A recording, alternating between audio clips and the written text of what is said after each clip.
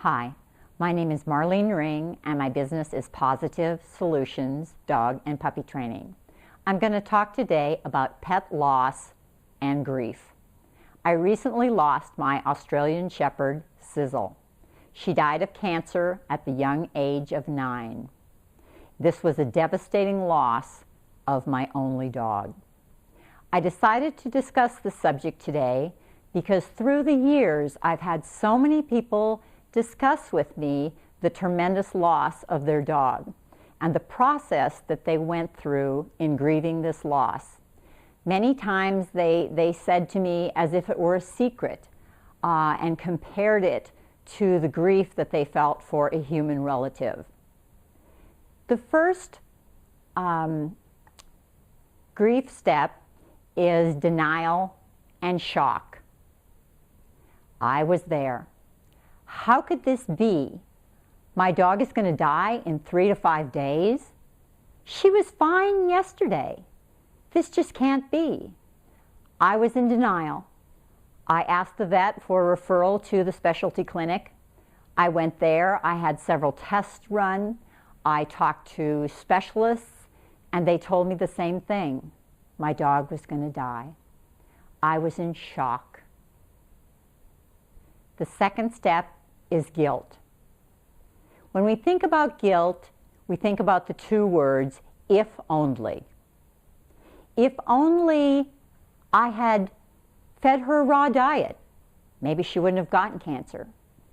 If only I had kept in contact with her breeder, maybe her breeder would have told me that cancer was in her line of dogs.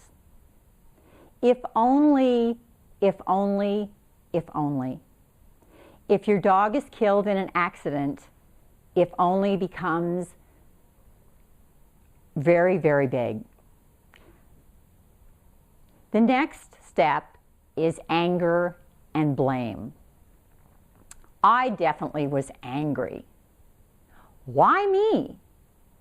I'm a good person. I pay taxes, I volunteer in my community, I work hard, I'm honest. I don't deserve to lose a dog to cancer.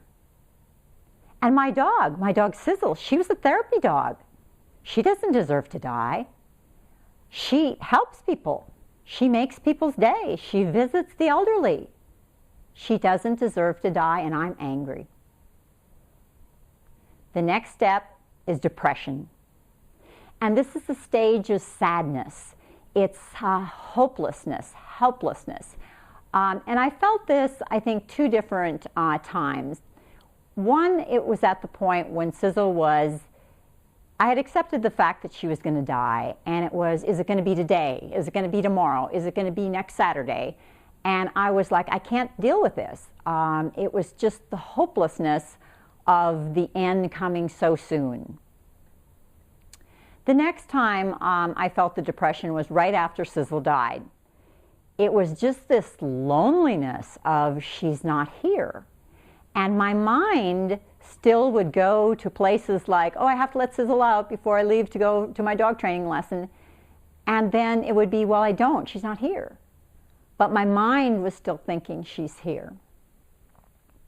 The last step is acceptance.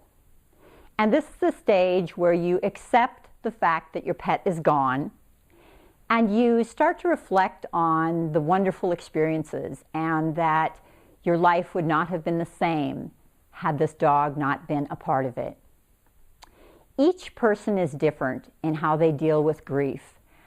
These are the grief steps, but not everyone goes through every step, or they may not go through them in this order. And what sometimes happens is you're at the acceptance stage, but that doesn't mean you can slip back into the angry stage and say, okay, why did this happen? I didn't deserve this. So that's a very normal part of this as well. A great healer is time, but you must allow yourself to grieve. That's the most important thing I'm going to say today, is you must allow yourself to grieve. It's okay to be sad, it's okay to be depressed, it's okay to be angry and sad and whatever emotions you're feeling. That's all normal. and allow yourself to feel it. That's what's going to get you through this. A support system. As a dog trainer, I have an amazing support system. I have friends that are dog owners, and they've been there. I've got many clients who totally understand. They're dog lovers, been there. If you don't have a support system, I want you to get one. You can talk to a friend and tell her what you're going through. Tell her you need her now more than any other time. You can talk to your veterinarian.